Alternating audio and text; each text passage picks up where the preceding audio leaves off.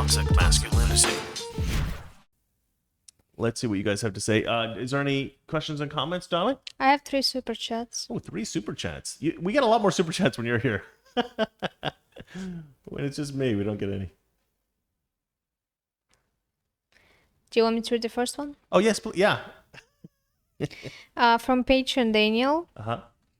Why are the controls to an oil pipeline or any key infrastructure for that matter online? This was one of the side plots to the movie Live Free or Die Hard. What in the actual... Live free or die hard. That's funny. What the actual F, he says. I like the amount of money he gave us. 1776. Yeah. If you ever want to comment on my thing, please give us 1776. That's great. No, I'm kidding. You obviously don't have to give us money, but I thought that was clever. Yeah, that is a weird thing, right? Why would you have your computers that control something so critical, such critical American infrastructure, connected to the internet and invulnerable to hackers? It's weird. I mean, I guess the guys who control the pipeline need to access their porn like everybody else. Valeria. Yes. I need a charitable laugh. There you go. That's it. That's what I'm looking for. What a great wife she is. Did you even hear what I said? No. I was reading next super chat, so I will mess that up. He's asking why the computers that control the pipeline that were hacked, why were they even connected to the internet? And I said, I guess the control... that I don't need a charitable laugh from the question. I need a charitable laugh from my hilarious response. I said, I guess the engineers who control the pipeline need to access porn like everybody else. No. Oh, gosh. Okay, charitable laugh. Charitable laugh. When I point at you, charitable laugh. Okay. The engineers who control the pipeline need to access their porn like everybody else. To satisfy Oh, my God. To satisfy their pipelines. Just laughed. That's clever. To satisfy their pipelines. All right. She's never gonna... Oh, she'll laugh at her own joke. She'll laugh at her own joke. Good Lord. And Steve C says, Fauci is COVID's daddy. Kind of, yeah, or grandfather. Let's have a look here. You want to read the next one, or do you want me to do it? You can read it. Scott Townsend writes, excuse me, awesome people of chat, please don't forget to like the live. Let him know he's awesome by smashing that like button. Thank you, Scott. It's like 6 likes and 116 watching now. Like, what? No, 65 likes. I don't... What? I have 6. 65. Why do I have 6? We've had only 700 views on this video. Usually we get over 1,000, so I don't know why it's been so few. It's kind of funny. But I will say this. It's okay. It's okay. But I respect Scott. Thank you very much for saying that, my friend. And, you know, every day is not going to be a big day for us. Some days we're going to have fewer viewers, and some days we're going to have more viewers. But when we go to Hawaii, hopefully we'll ramp up the number of views because we'll be in a beautiful tropical paradise. We're going to go to Hawaii for all of July, I think, right? That's the plan. And then we're going to broadcast from there. Are we? Yeah, we. What do you mean, are we? So no break for me from work? Well, we'll see. I mean, we'll see how it goes. But yeah, that's the plan. Okay, so let's see. Like I'm trying to escape from my other 2 jobs to have a break, and then I'm gonna have another 2 jobs in Hawaii. All right, let's see here. So Daniel J. Corica writes, Paul equals actual doctor, Fauci equals TV doctor, and not a good one. He looks like the doctor that the Law and Order police would be talking to about illegal activity. He does look like a character in a TV show that's going to prison for medical malpractice. That's what he looks like. That's a really good point. Daniel Corca says, "Hey, I'm from Long Island. We don't sound like him." But is he not? He does kind of sound. He's got like his accent's hard to place because he also has a kind of an annoying voice generally. But it does sound Long Islandish to me, but maybe I'm wrong. Where do you think he's from, Daniel? I'm curious where you think he's from. Because I didn't look it up. Frank James writes, will you, or more importantly, Valeria, be wearing a bikini? Well, I will definitely be wearing a bikini. I imagine Valeria will be wearing a bikini, but also one of those sort of like silk white kimono looking things. She likes the kind of girly looking stuff. Am I wrong? I don't know. We'll see. For a lot of the time, we will be wearing snorkeling stuff. We may go scuba diving. Scuba diving. My friend Dunya is she's certified scuba diver. She used to teach it, I think. I mean, she's been scuba diving all over the world. She's from Switzerland. She's like, Chris, you have to go scuba diving. If you are not scuba diving, you are missing out. This is the greatest experience of your life. You have to do it. So I think we have to go scuba diving. Do you hear me? Yep. A little bit of interaction for the people would be nice. Yeah, we can go scuba Instead diving. of just texting or whatever the hell you're doing. You know, a little bit of engagement. Okay. All right. Good God. It's like herding cats dealing with her. Okay, let's see here. Dan Sedlock. Hey, Dan Sedlock. He writes, the script you shared yesterday's show is about billionaires transferring into the minds of younger bodies. Sounds like the movie Selfless starring Ryan Reynolds. Also, you both are great. You know what's funny about that, Daniel? Dan Sedlock. I actually pitched this script to Ryan Reynolds' production company. I happen to know his best friend, weirdly, out here in LA.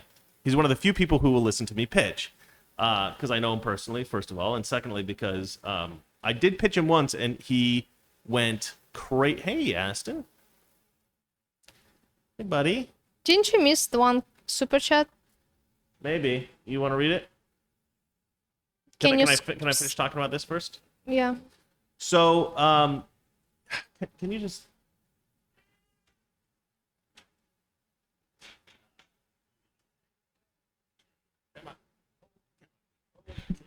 There you go.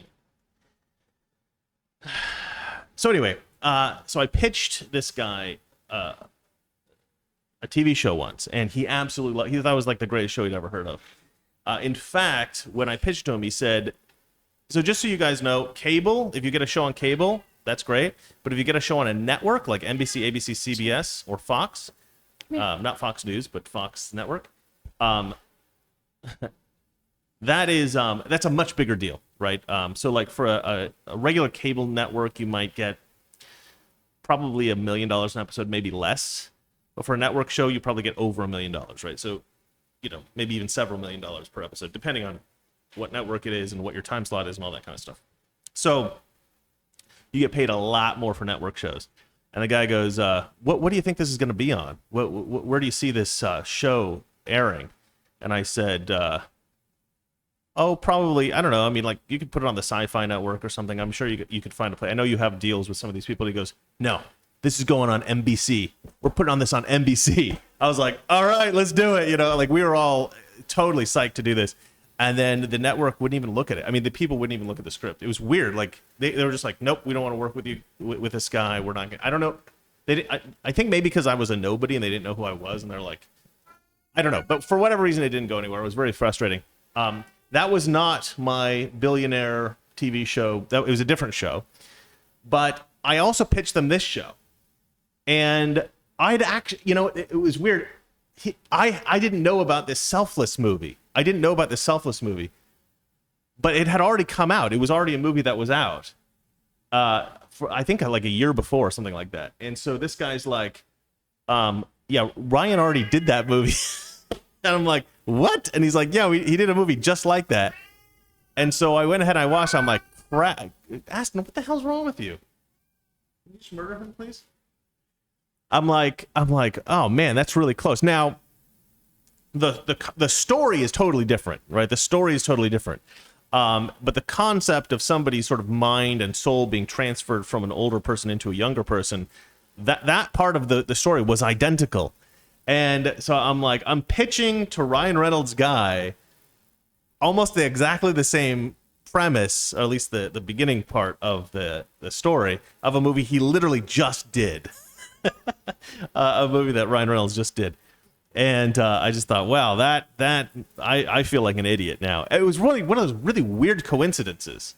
Really weird. But, and that kind of stuff happens, you know. Yeah, I don't even... The way that I came about that story was actually a fairly interesting thing. And I don't know how they came up with their story, but it is weird It was a weird coincidence. He probably thought, and actually when I got off the phone, I was really upset because I thought he's going to think I watched that movie, and that's how I came up with this story, which is not true at all. But anyway, that kind of crap happens from time to time. Daniel J. Corica says, "Yay, kitty! Here's some cat food money." Thank you, Daniel. I don't know. I think you missed one super chat before the. Well, read it. Read it. It's. Can you scroll up because All right. the super chats from Daniel is hard for me to read. Okay, Daniel J. Corica. Yeah, I read it. Okay. That's all I need to know. Doctor. He said that it looks like a doctor that would have got arrested on Law and Order. Remember? Like, okay. You got to pay attention. It's hard. It's hard. It's hard.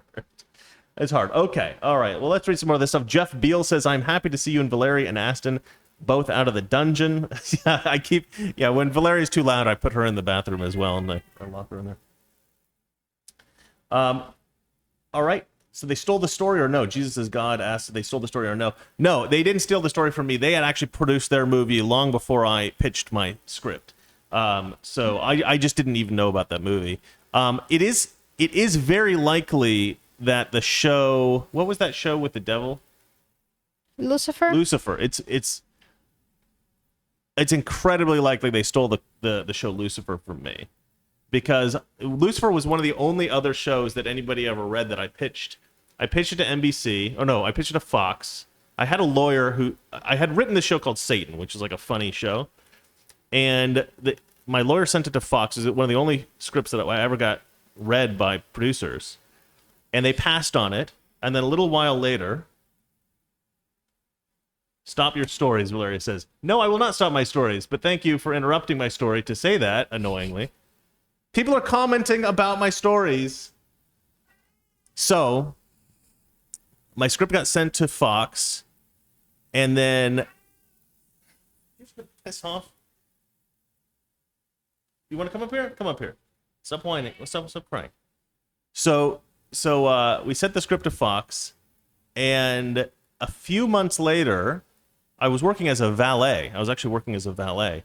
And a few weeks later, they... one of the valets who I talked about the show with came up to me. They go, "Hey, Chris, who did you send that script to? You said you sent that script to a producer." And I was like, "Yeah, we sent it to Fox." And they're like, "Dude, Fox is making your show." Like, "What are you talking about?" He goes, "Yeah, I was driving down the street and I saw this production. I asked the guy what they were shooting, and he explained the plot to me. And he goes, 'It's your script.'" And I called my lawyer, and we freaked out, and she was all ready to sue them and everything. And I looked into it, and it turns out that Lucifer was a comic book that was written by a guy named Neil Gaiman. Neil Gaiman is a very famous comic book writer. And so Fox had this property, and they had been wanting to produce it as a TV show for a long time. But for whatever reason, they hadn't been able to figure out how to do it. And then in some kind of bizarre coincidence, a couple months after they get my script, they suddenly magically figure out how to make that show, right? And it's essentially the same plot. It's a bit different, but the concept is simply that Satan gets bored with hell, and so he decides to move to L.A. and live life as just like a normal human in L.A. My show was just a pure comedy. It was just basically Satan just like messing around, trying to trick people into doing bad things so that he could take their soul. But then they keep convincing him to do nice things and be like a nicer person, which really frustrates him. So to me, that was kind of like a funny idea. And I don't think Neil Gaiman's Lucifer was like a super funny comic. I think he does add comedy to his stuff. But the show Lucifer ended up being a much funnier show, I think, than the original material. And I think that was because they just basically took my script and went with it. And I even had a reference to a particular song that I thought should play at the beginning of the show. And that was the first song they played on the show. So they just stole a bunch of my stuff. And I'm like, why don't you guys just hire me to write this freaking show? Like, I don't know. It kind of pissed me off. But anyway, there's been a few things that me and my writing partner have been like, who did we send this to? Because it's stuff that ended up on the screen. But a lot of this stuff may just be coincidence. But, you know, when you send a script to somebody and then they produce something very similar right afterwards, you know, and they've responded to you and said that they've read it and they're passing on it, I think that indicates that probably they're either copying your stuff or using it at least to some degree as inspiration. So, anyway, that was frustrating. Obviously we can't sue them or anything because they were using original material that was just very similar to ours, and it just inspired them to do the show. But the Ryan Reynolds thing, they didn't copy me, I didn't copy them. That was just a weird like parallel thinking. We were just kind of coming up with the same stuff at the same time. Frank James says, did you read the Devil comic and then forget that you did and then write it as your own story? Yeah, that's something that other people have mentioned. They've claimed that. No, I never read that story. I didn't even know. What was really weird about that is the reason I figured out that it was a Neil Gaiman story is that I have a friend who's a big fan of Neil Gaiman, Sandman comics. So I knew the name Neil Gaiman. And I looked up on IMDb the production Lucifer, and I saw that Neil Gaiman was in the writing credits. I was like, oh, I know that name. So I actually couldn't find even a record of that comic because I don't think it was a particularly well-known comic. I didn't collect comics as a kid. I wasn't a comic book guy. But I wrote my friend, and she looked it up, and she found it, and she sent it to me, and that's how I found out about it. That's the first time I'd ever even heard of that comic. Neil Gaiman's version is a lot different than mine in many, many ways. But we both, the basic premise that Satan gets bored with hell and moves to LA is identical. Neil Gaiman's original story, I think Satan moved to Australia originally. And then eventually he finds himself in LA and he starts like a nightclub or something like that. In my comic, he moves into at first he doesn't even have an apartment. He's just kind of wandering around, meeting up with people. In my version, in the show that I had written, he's friends with like Kanye, and he's friends with all these famous people. And we find out throughout the show that the reason he's friends with all these people is because they all sold their soul to him. So like there's all these famous people that sold their soul to him, and so he's kind of friends with all of them. And LA is like a good place for him to live because all of his friends are there, right? All the people that sold their soul to him. So he knows all these famous people. And mainly the story is about him and this girl that hang out together, and she's like such a good person that it kind of stops him from being bad, which he finds really annoying, but he likes her, so he kind of... Anyway, my story is very different. It's really nothing like the Neil Gaiman story, but again, but it's another thing where it's just like parallel thinking, where we both... His story was written, his comic book was written, I think something like... It's like 1994 or something like that. So a long time before I came up with it. But no, I had no knowledge of it. There was no like unconscious copying going on. I know people will think that, but I know how I thought of that comic was, well, I'm not going to go into it, but I had a very specific process to come up with that comic. It was actually inspired by other ideas that I had at the time. But the main reason I came up with that idea was because I needed to be able to do something that could be produced for basically for nothing, for no money. And I knew how to do certain kind of special effects, and it would be very easy for me to just basically produce a show in which, because I was originally going to do it as a web series, and then I thought, the script is so good, we were like, well, let's just do it as a TV show. Are you getting bored? I'm hungry. You're hungry. Okay, guys. She's hungry. All right, fine. So people are giving me money to end the show. All right, we'll end the show. I'll stop talking about my glory days of failing constantly in LA, trying to pitch TV shows and movies and stuff like that. Nobody reading my stuff. It's Elena, by the way. Huh? It's Elena, by the way. It's Elena? Elena! Elena's giving me money so that Valeria can eat. That's not funny. That's not funny. Harry writes, your story sounds exactly like the show, though. Yeah, I mean, I do think they took a lot of inspiration from my script. I don't know what you're going to do. They're very protective of themselves in LA, the writing folks. So, like, it's very hard to get a writer to help you to push your stuff in Hollywood. They'll usually, most people they want to keep out.